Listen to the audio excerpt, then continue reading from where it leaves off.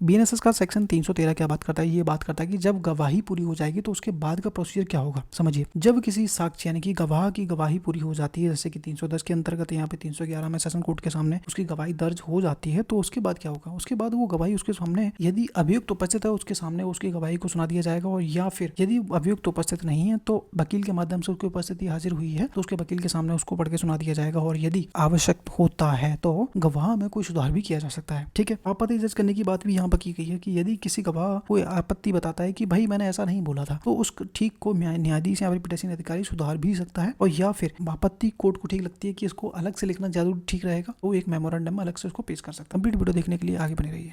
Hello everybody, welcome back this channel.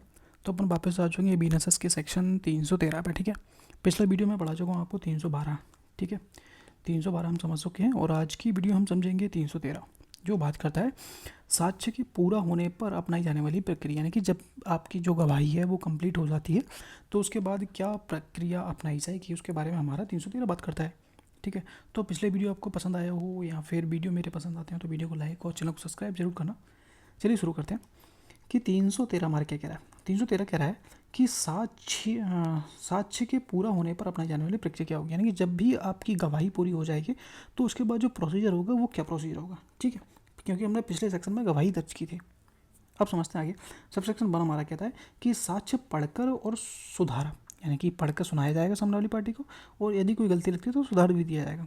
जब किसी गवाह की गवाही को 310 यानी कि वारंट मामले में, 311 यानी कि सेशन कोर्ट के सामने गवाही दर्ज हो जाती है तो उसे गवाह के सामने पढ़कर सुना दिया जाएगा कि भाई ये रही आपकी गवाही जो आपने दी थी। ठीक है, यदि एक्यूज्ड, यदि अभियुक्त उपस्थित है, हाजिर है, तो उसके सामने पढ़ दिया जाएगा।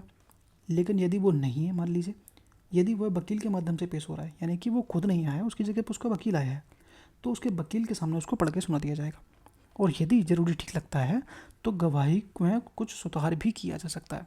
मान लीजिए वो बोल देता है कि भाई नहीं मैंने ऐसा नहीं बोला था, तो उसमें जो भी सुधार वो उस टाइम पे किया जा सकता है। सब सेक्शन 2 समझो कि गवाह द्वारा आपत्ति दर्ज कराना। यदि जो गवाह है वो अपनी गवाही सुनते समय किसी भाग को गलत बताता है कि भाई ये ठीक नहीं है, ये तो गलत लिखा है आपने, तो मजिस्ट्रेट या फिर पीठासीन न्यायाधीश उसे सुधार सकता है। चलो भाई ठीक है, तुमने ये नहीं बोला था तो ये बोला होगा, तो उसको सुधार कर देगा।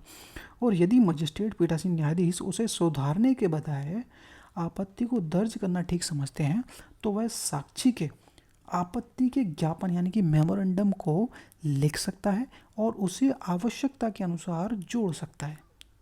ठीक है, जो वह ठीक समझता है, यानी कि उसको लगता है कि भाई इसको सुधार नहीं करना चाहिए, इसको अलग से लिखना चाहिए, तो वो जैसा ठीक समझे न्यायाधीश या मजिस्ट्रेट वो ऐसा कर सकता है।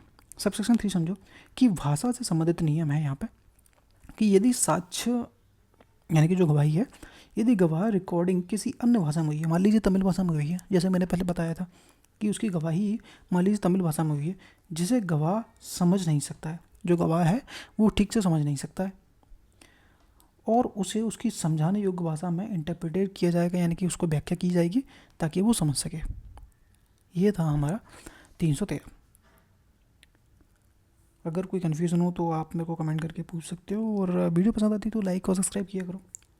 ठीक है, एक साथ ज़्यादा सेक्शन पढ़ने हो तो मेरे को बताना भाई। ठीक है, क्या एक साथ 3-3 सेक्शन पढ़ा दो, मैं एक पढ़ा रहा हूँ ताकि लोड ना पड़े, आप बाकी चीज़ें भी पढ़ते रहो साथ में, ये भी आपका होता रहेगा। ठीक है, चलिए एक बार फिर से रिवाइज कर देता हूँ। Thank you so much.